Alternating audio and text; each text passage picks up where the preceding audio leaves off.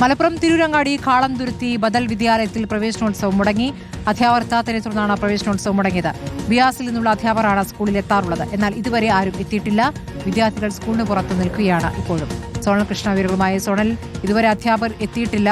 എന്താണ് അതിന് നൽകുന്ന ഒരു വിശദീകരണം? കുട്ടികൾ അവിടെ കാത്തു നിൽക്കുന്നു. സ്മൃതി, അല്പസമയം മുമ്പ് അധ്യാപകരെത്തി ഗേറ്റ് തുറന്ന് കുട്ടികളെല്ലാം തന്നെ സ്കൂളിലേക്ക് പ്രവേശിപ്പിച്ചിട്ടുണ്ട്. നമുക്ക് ദൃശ്യങ്ങളിൽ കാണാം. BRCയുടെ ചുമതലയുള്ള ഒരു അധ്യാപക എത്തിയാണ് തുറന്ന് കുട്ടികളെല്ലാം തന്നെ സ്കൂളിലേക്ക് എത്തിച്ചിട്ടുള്ളത്. ഏകദേശം ഈ സ്കൂളിൽ 30 താഴെ മാത്രമാണ് കുട്ടികളുള്ളത്. പക്ഷേ ഈ സ്ഥലത്തിൻ്റെ ഘടന നമ്മൾ മുൻപ് സൂചിപ്പിച്ചതാണ്. കായലുകളാലും പുഴകളാലും ചുറ്റപ്പെട്ട് ഒരൊറ്റപ്പെട്ടു പോകുന്ന ഒരു ഗ്രാമമാണ് ഈ കാളംതുരുത്തി എന്ന് പറയുന്നത്. ചുറ്റുപാടും പുഴയാകുന്നത് കൊണ്ട് പുറത്തേക്ക് പോകുന്നത് വലിയ പ്രയാസമുള്ള സാഹചര്യമാണ്. ഒരുപാട് സഞ്ചരിച്ച് വേണം മറ്റ് ടൗണുകളിലേക്കൊക്കെ എത്താൻ. അതുകൊണ്ട് തന്നെ ഈ സാധാരണക്കാരായ ആളുകളുടെ മക്കൾക്ക് ഇവിടെ പഠിക്കാൻ വേണ്ട സൗകര്യം ഒരുക്കാൻ വേണ്ടിയായിരുന്നു ഇവിടെ ഈ വിദ്യാലയം തുടങ്ങിയത്. 4ാം ക്ലാസ് വരെയാണ് നിലവിൽ ഈ സ്കൂളിൽ ഉള്ളത് എന്നുള്ളതാണ് നമുക്ക് അറിയാൻ സാധിക്കുന്നത്. എന്തായാലും നിലവിലെ സാഹചര്യം അനുസരിച്ച് വലിയ പ്രതിഷേധം നാട്ടുകാരുടെ ഭാഗത്തു നിന്ന് ഉണ്ടാകുന്നുണ്ട് എന്നുള്ളത് തന്നെയാണ്. ഈ അധ്യാപകരുടെ പ്രതികരണം നമുക്ക് കിട്ടുമോ സോണൽ കൃഷ്ണ? എന്തുകൊണ്ട് വൈകി എന്നുള്ള അവരോട് നമുക്ക് ചോദിച്ചറിയാം. അപ്പോൾ ഞാൻ ഒരു 10:20 വരുമ്പോൾ ഇവിടെ കുറച്ച് രക്ഷിതാക്കളും കുറച്ച് കുട്ടികളൊക്കെ ഞാൻ അവിടെ കണ്ടിട്ടുണ്ട്. അപ്പോൾ ഞാനിങ്ങനെ പാസ് ചെയ്ത് വണ്ടി നിർത്തി. അപ്പോൾ മിസ്റ്റർ ഞങ്ങളെ ഇവിടുത്തെ വാർഡ് മെമ്പറെ ഭർത്താവാണ്. അപ്പോൾ ഞാൻ മൂപ്പരോട് ചോദിച്ചു. അപ്പോൾ പ്രവേശന ഉത്സവമാണ്, അപ്പോൾ ഇവിടെ കാര്യപ്പെട്ട ആരും എത്തിയിട്ടില്ലായിരുന്നു. അപ്പോഴാണ് ഞാൻ ആ മേഡത്തെ കാണുന്നത്. ആ മേഡം ഇവിടുത്തെ ടീച്ചറാണ്. അപ്പോൾ അത് 10:25. ഞാൻ മേഡത്തിൻ്റെ പ്രധാന അധ്യാപികയാണോ നിങ്ങൾ? പ്രവേശന ഉത്സവമല്ലേ?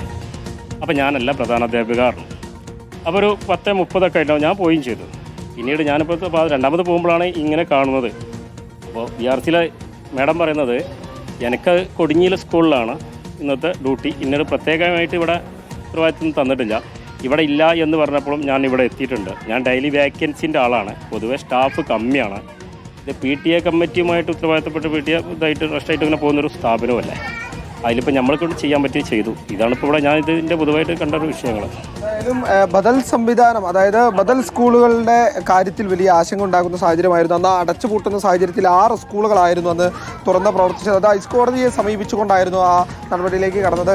അത്തരം നടപടികളിരിക്കെ ഈ നിലനിന്ന് പോകണം എന്നുള്ള ആഗ്രഹത്തിലായിരുന്നു അന്ന് സമീപിച്ചതില്ലേ കോടതിയെ ഇത് നിലനിൽക്കണം എന്നുള്ള ആഗ്രഹത്തിൽ ഇവിടുത്തെ രക്ഷിതാക്കൾ കോടതിയെ സമീപിച്ചു.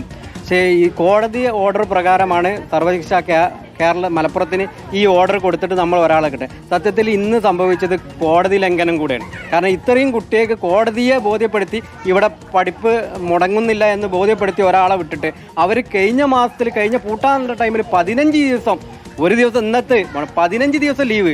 ആ കുട്ടികൾ എന്ത് ചെയ്യുക? 15 ദിവസം. ഇന്ന് 10:30 വരെ ആളുമില്ല.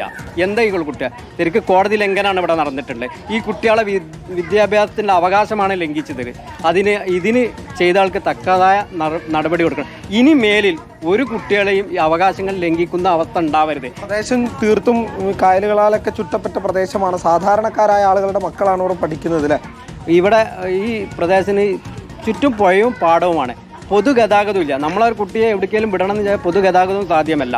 നമ്മളൊരു കുട്ടിയെ ആ പ്രൈവറ്റ് സ്കൂളുകളാണ് പിന്നെ ഉള്ളത്. 4-5 കിലോമീറ്റർ പോയാൽ അവിടേക്കാണെങ്കിൽ 25,000 ഡൊണേഷനും പിന്നെ സ്കൂൾ ഫീസ് വേറെയും കൊടുത്ത് പഠിപ്പിക്കാൻ കൈയായിട്ടാണ് ഇത്രയും ബുദ്ധിമുട്ടുണ്ടായിട്ടും കുട്ടികൾ ഇവിടെ ഇന്ന് കണ്ടത്.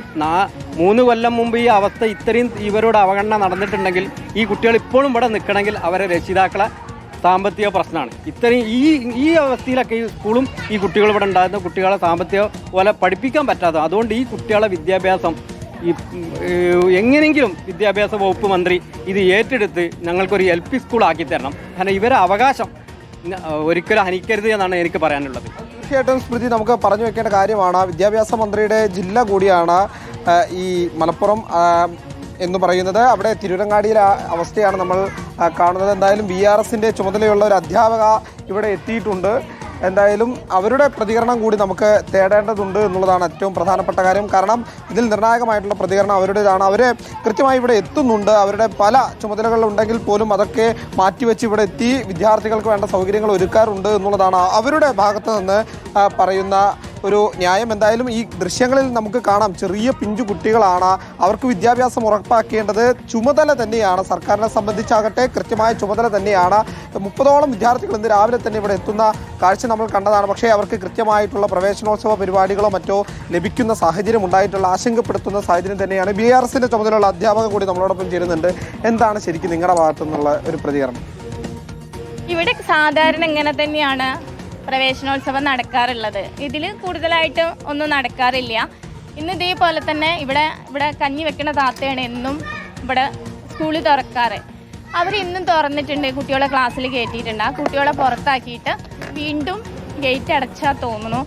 ഞാൻ ഇവിടെ കഴിഞ്ഞ ദിവസം പറഞ്ഞിട്ടുണ്ടായിരുന്നു, ഇന്നലെ അവർ വിളിച്ചപ്പം ഇവിടെ നമുക്ക് കാര്യമായിട്ടുള്ളതൊന്നുമില്ല, ആകെ 5-6 കുട്ടികളല്ലേ ഉള്ളൂ. നിങ്ങൾക്ക് അറിയാലോ, ഒരു മൾട്ടിഗ്രേഡ് ലേണിംഗ് സെൻറ്ററിൻ്റെ ഇഷ്യൂസൊക്കെ നിങ്ങൾക്ക് അറിയാലോ. അപ്പോൾ അവിടെ കഴിഞ്ഞിട്ട് ഞാൻ അങ്ങോട്ട് വരാം, അപ്പോഴേക്കും ഇവിടെ തുടങ്ങുള്ളൂ. ഇവിടെ 10:30 അല്ലേ. അപ്പം ഞാൻ അവിടെ പോയിട്ടുണ്ട്. അപ്പോഴേക്കും ഇവർ വിളിച്ച്, ഞാൻ ഓട്ടോ വിളിച്ച് ഇവിടെ എത്തുകയും ചെയ്തിട്ടുണ്ട്. അപ്പോൾ നാളെ മുതൽ സ്ഥിരമായിട്ട് വരുമെന്നും പറഞ്ഞിട്ടുണ്ട്. 4 വർഷമായിട്ട് ഞങ്ങളെ BRC നല്ല കട്ട സപ്പോർട്ടാണ് ഇവിടെ കൊടുക്കുന്നത്. ഞങ്ങൾക്കൊരു അക്കാദമിക പിന്തുണയ്ക്കുള്ള ഒരു ഇതേ നമുക്കിവിടെ തന്നിട്ടുണ്ടായിരുന്നുള്ളൂ. പക്ഷേ നമ്മൾ നല്ല രീതിയിൽ തന്നെ ഒരു HMമാർ ചെയ്യുന്ന എല്ലാ കാര്യങ്ങളും ചെയ്ത് നല്ല സപ്പോർട്ടായിട്ടാണ് കുട്ടികളെ കൊണ്ടുപോകുന്നത്. ഇപ്പോൾ BRCൻ്റെ തലത്തിൽ നമ്മൾ നല്ല ഇടപെടലാണ് 4 വർഷമായിട്ട് കൊടുക്കുന്നത്. പക്ഷേ എന്തുകൊണ്ടാണ് ഇങ്ങനെ വന്നതെന്ന് എനിക്കറിയില്ല. ഇവിടെ സാധാരണ 10:30 തന്നെയാണ് തുടങ്ങാറ്. അതുപോലെ തുറന്നിട്ടുണ്ട്. ഇവിടെ പ്രവേശനോത്സവം നടന്നിട്ടുണ്ട്. അതിന് ഫോട്ടോസ് ഉണ്ട്. എനിക്കറിയില്ല, ഇനിയിപ്പോൾ ഇവരോട് ചോദിച്ചു നോക്കൂ. എനിക്ക് ഈ ബൈറ്റ് എടുക്കാൻ താല്പര്യമില്ല. അത് തന്നെയാണ് BRCയുടെ അധ്യാപകയിൽ നിന്നുള്ള പ്രതികരണം എന്നുള്ളത് തന്നെയാണ്. അവർ ഇറങ്ങുന്ന വീഡിയോ ആണ്. ഉത്തരവാദിത്തപ്പെട്ട ടീച്ചർ 10:41 ഓട്ടോയിൽ ഇറങ്ങുന്ന രംഗാണിത്. 10:41 അവരെ സംബന്ധിച്ച് അവരുടെ ഭാഗം അവർ പറഞ്ഞു കഴിഞ്ഞു. കാരണം BRSന്റെ ടീച്ചർമാർക്ക് ഇവിടെ വിദ്യാഭ്യാസം ഉറപ്പുവരുത്തേണ്ട ചുമതല ഉണ്ട് എങ്കിൽ പോലും മാനേജ്മെന്റാണ് ഒരു അധ്യാപക ഇവിടെ നിയമിക്കേണ്ട സാഹചര്യമുള്ളത്. എന്തായാലും ഇതിൽ സാങ്കേതിക വശങ്ങൾ ഒരുപാടുണ്ട് എന്നുള്ളത് നമുക്ക് അധ്യാപകർക്കും അവരുടേതായ ബുദ്ധിമുട്ടുകൾ പറയാനുണ്ട് എന്നുള്ളതാണ്. പക്ഷേ സർക്കാരിന്റെ മുന്നിലേക്ക് വെക്കുകയാണ്. ഇപ്പോൾ അവിടെ കുറച്ച് വിദ്യാർത്ഥികളേ ഉള്ളൂ, ബദൽ സ്കൂളാണ്. ആ ബദൽ സ്കൂളിൽ എന്താണ് ഒരു ബദൽ ഉണ്ടാക്കാൻ കഴിയുക എന്നുള്ളതാണ് സർക്കാർ ആലോചിക്കേണ്ടത്.